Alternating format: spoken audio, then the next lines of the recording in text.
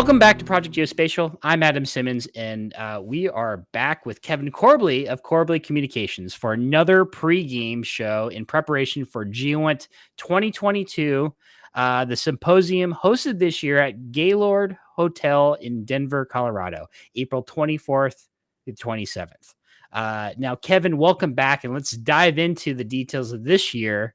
Especially as this is our first time in Denver for the GEOINT Symposium. So, Kevin, go ahead and reintroduce yourself to the audience, and we'll get right into it. Well, yeah, thanks a lot, Adam. And to get us started, I appreciate you having me back again this year. Boy, it seems like only about, I don't know, 5 or 6 months ago we just did one of these, right? So, yeah, it's exciting because GEOINT is in Denver for the first time, and that's basically my hometown, so it's a home game for me. I don't have far to go to the Gaylord, which is they call it Aurora, Colorado, but it's actually just outside of Denver, near the Denver International Airport. But yes, so my business, Corbley Communications, I have been providing strategic communications and marketing communication services to the worldwide geospatial industry for 29 years now, and I'm particularly excited about GEOINT. I have several roles there, so about 4 or 5 of my clients will have booths on the exhibit hall floor, but at the same time, I actually will be working at GEOINT under contract to USGIF, running the press room. And today, I'm talking to you as a geospatial community member. I am not an official spokesperson for USGIF, just so we get that out of the way right off the bat, Adam. Your thoughts are your own. We got it. Yeah, absolutely. So with that said, let's dive into some of the more interesting topics for this year. So the theme of this GEOINT 2022 is the foundation of intelligence. So what are some of the session topics we might expect based off of this? Right. So in terms of session topics, as well as keynote speakers, some of the panels, we're going to see some topics just kind of run among all of those things. Something that will be picked up on from the 2021 GEOINT was there was a panel on diversity and inclusion that really got a lot of great feedback. So that theme is going to be revisited here in 2022. Front and center, first day with a panel. It's a young professional group panel on the advantage of having diverse perspectives as part of the GEOINT trade craft. So that's really interesting. I think people get a lot out of that. The second one that I think is just fascinating, because I'm going to have to go to some of these talks, is the metaverse. We're hearing about, and it's hard to define. It's one of those things that you ask 5 or 10 people what it is, and you might get 5 or 10 different answers. So that is going to be a subject that's visited this year and only in the future, because the question is, how is the community going to interface with the virtual world? So the metaverse is a topic you'll hear about. And again, it's going to continue into the future. We'll be hearing about it at GEOINTs several years from now as well. Another topic that you're definitely going to hear about, of course, Ukraine, in many different perspectives. But one of the most interesting things that's happened over there is that commercial geospatial providers have been releasing information in near real time on social media, and in a lot of ways this is I don't know if combating propaganda is the right word to use, but it's helping inform people who are on the ground over there of what the truth is in a lot of cases, what's really going on. And that's a really interesting kind of change in just in how GEOINT has been delivered in the past. So it's raising public awareness of just about the concept of geospatial technologies in general. So you'll hear, I think, a lot of people, both formally and informally, talking about that, at the coffee breaks and so forth. And then a fourth thing, this is something kind of predictable. COVID has changed so many things, and the GEOINT community is not immune to that. And One of the interesting things that happened during COVID is a lot of people in the GeoInt community were working at home. And as a result of that, they had to start using more of the non-classified, commercially available information. And so that's kind of brought that into a different role. I mean, commercial information and data has always been used by the GeoInt community, but it really kind of evolved into a different role here in the past 2 years. And there's going to be talk on that, and also just in general, what role is remote work going to be playing for the community moving into the future? I think that's true both for the intelligence community, but also the private sector. Everybody except for me experienced something different because, as I mentioned, I've been on lockdown for 29 years, so that's how long I've worked from home. So anyway, so it changed for most people, just not me. Well, most of those items I'm not surprised about. It makes sense from Ukraine to COVID, especially the first year COVID. Everybody's trying to figure things out. We didn't have a GeoInt in 2020, Right. 2021. Okay, we started to see some best practices come out of that, and then after 2 years of dealing with it, it makes sense that some solidified workflows and best practices are now we're actually have a lot of lessons learned coming out from this year. But I think though what you just said that surprised me the most is the involvement with the metaverse. And for those who don't know, can you talk a little bit about the metaverse a little bit? You mentioned virtual. Is this exactly the kind of metaverse that Mark Zuckerberg's Facebook is talking about in terms of being in a virtual reality environment, that type of thing, or is it go deeper than that? Well, I think it will go deeper than that.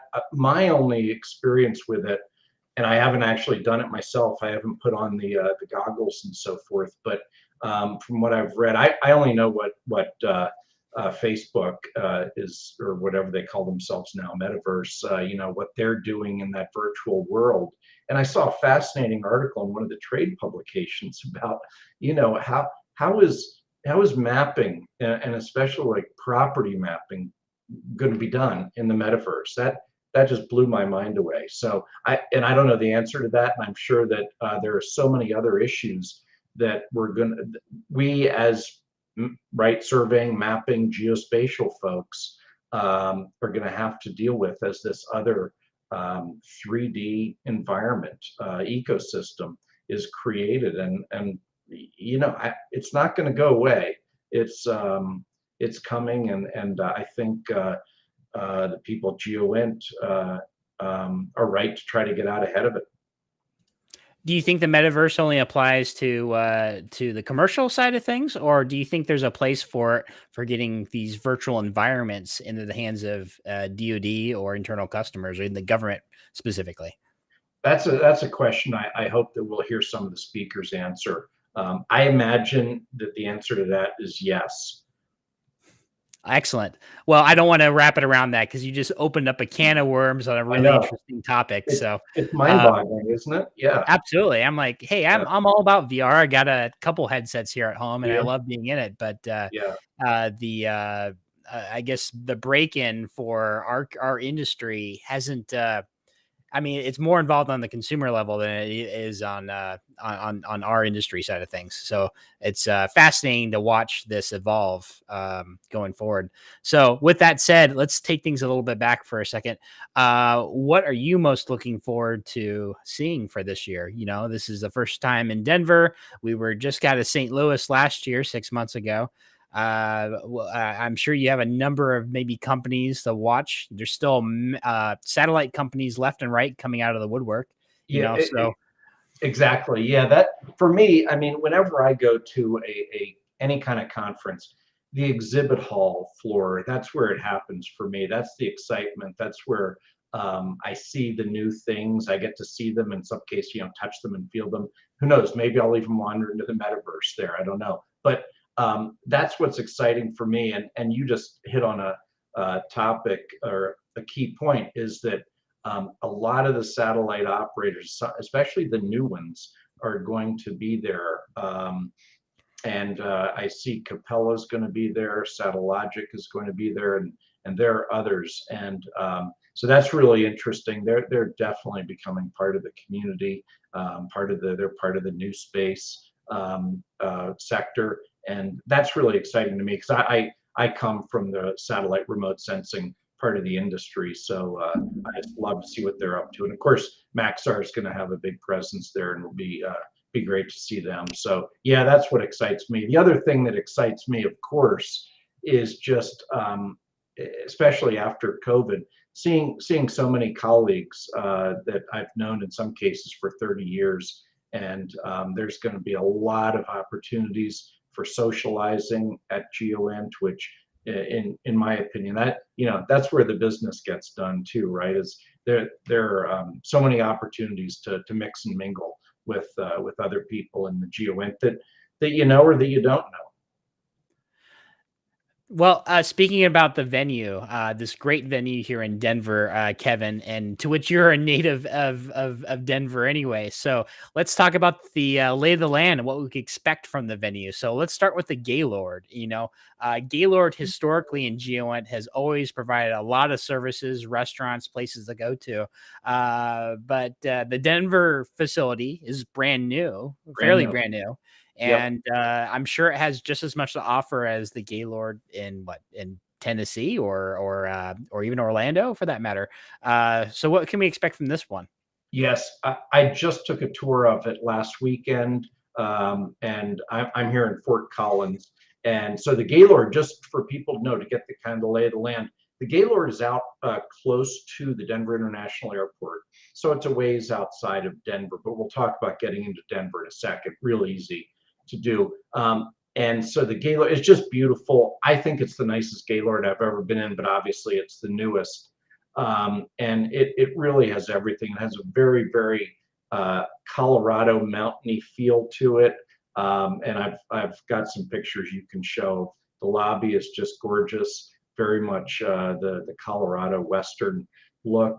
And in the Gaylord itself, it's huge, as they all are, but I don't even know how many restaurants. There must have been 6 or 7. Some of them are kind of formal, some are less formal, but there are plenty of places to eat. There's even just kind of a walk-up canteen. You can grab some food and go. There's a store, coffee shop, as well. Of course, there's a place to buy Colorado souvenirs. So it's very nice. Everything's brand new, and I can promise you're not going to go hungry if you're staying at the Gaylord. Now, if you're not staying at the Gaylord, and a lot of people aren't, there's a whole hotel row on Tower Road, just within about a half mile of the Gaylord. That whole area built up after the Denver International Airport was built. And if you still haven't registered for a hotel, that's where you'll likely be. Is around exactly. There are so many hotels out there.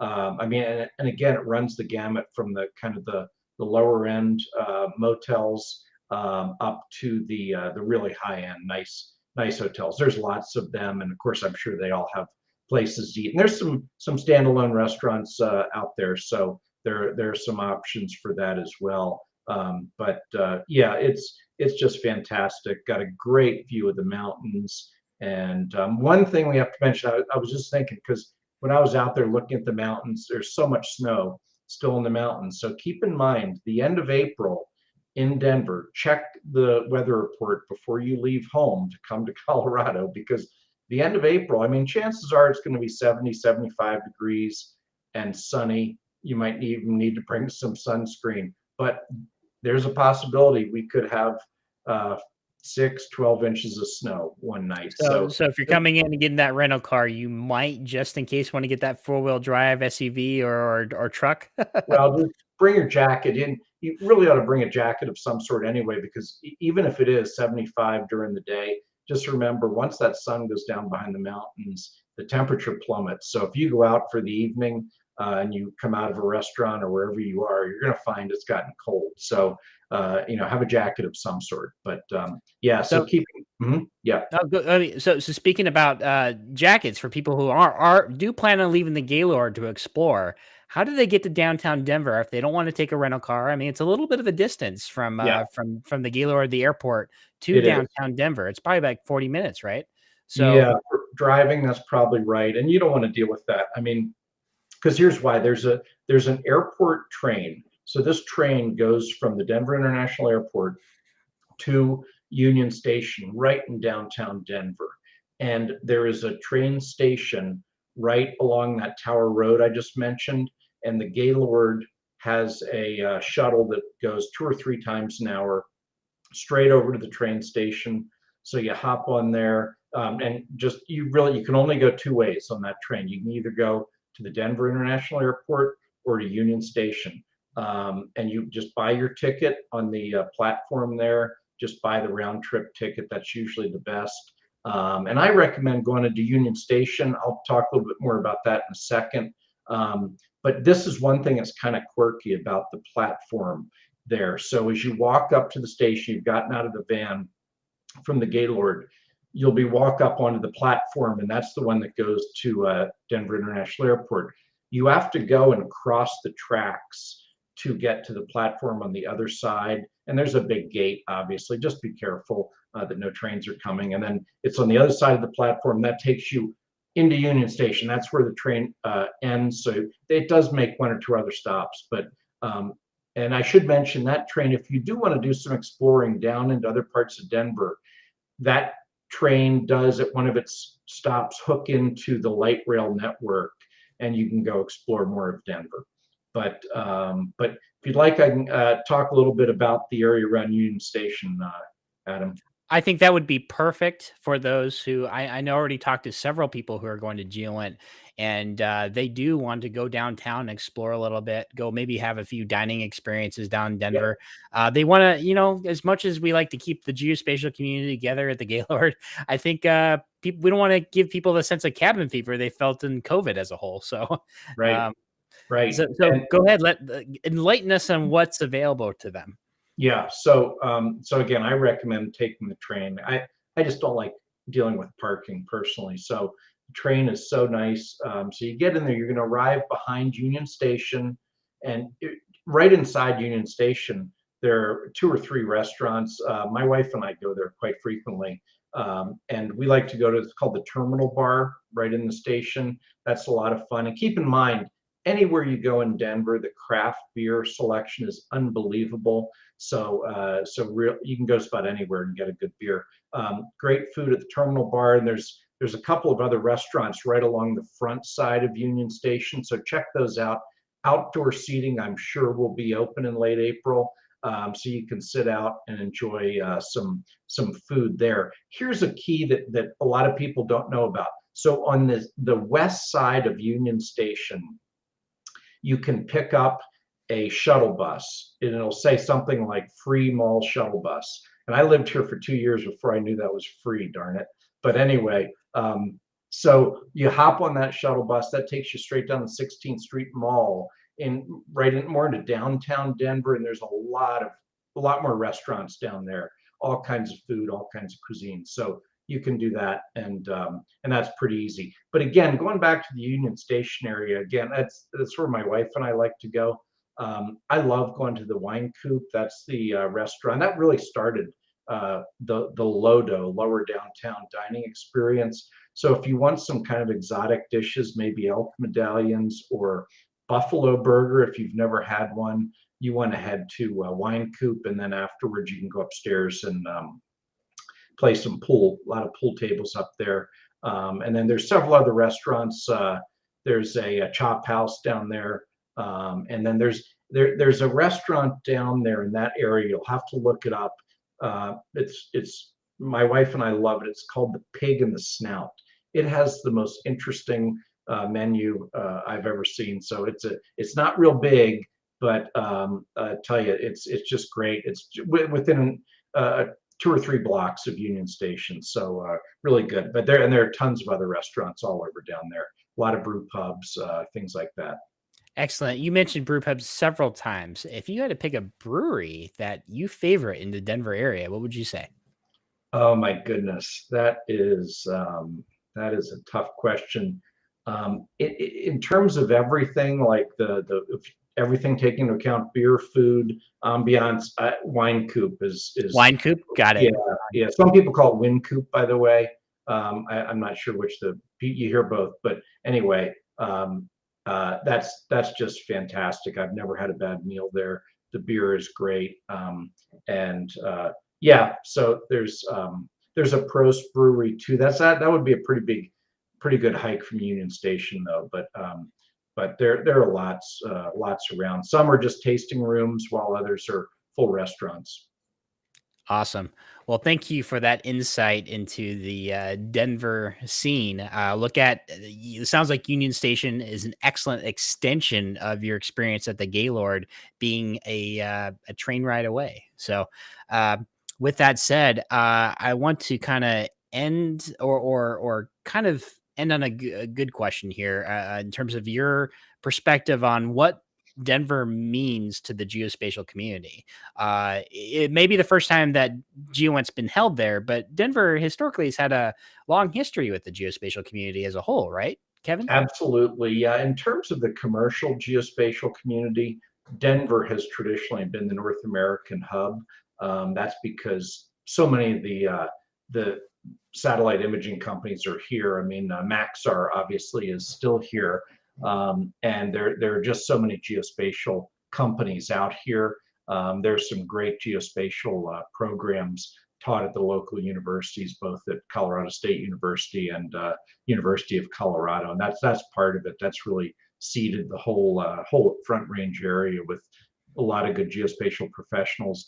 But also remember, NGA does have a facility out here just outside of Denver. So for a lot of GeoInters, this is also going to be a home game. So yeah, so Denver's really prominent. So if I were to say what are the hubs of the geospatial world, I would say in the private sector, it's Denver, but St. Louis obviously is coming along more in the NGA side of things. Washington D.C. obviously has huge presence in terms of geospatial. And then abroad, Munich is probably the European capital for geospatial. So yeah, Denver's in good company without a doubt.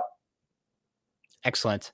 Well, I want to thank you for joining us for this pregame show, Kevin. I will say that for me personally, I look forward to. I do every year. I love, just like they said, the exhibit hall, like you said, going to GeoINT. It's my favorite place to go look at the latest technology, application software, latest trends happening in our community. I look forward to and continuously surprised at the new satellite vendors coming around the door every year. I think it's going to be like cap out. Like, how can we have another couple companies come into the mix? And sure enough, every year I'm getting like news about 4 or 5 more new satellite imagery companies that are just arising out of nowhere. So I look forward to seeing what they have to offer, what their competitive uniqueness is in the industry, and to see what the theme of this GeoINT is going to be around, especially as Denver is the new city in the mix. So absolutely, yeah, it's exciting, and yeah, it's just going to be great to have everybody out here. So I'm looking forward to it. And again, keep in mind I am managing the press room at GeoINT for USGIF, and I invite people to stop by the press room just to say hi. It'll be in room Crest 3 is what the room is called. That'll be the press room. So that's good for us to know as well. I know you'll be there. I know, Adam. Yeah. So, but invite people to stop by and say hi. Will do. All right. Well, this is Adam Simmons with Kevin Corbley for the GeoINT 2022 pregame show. And we'll see everybody in a couple weeks. Great. Thanks a lot, Adam.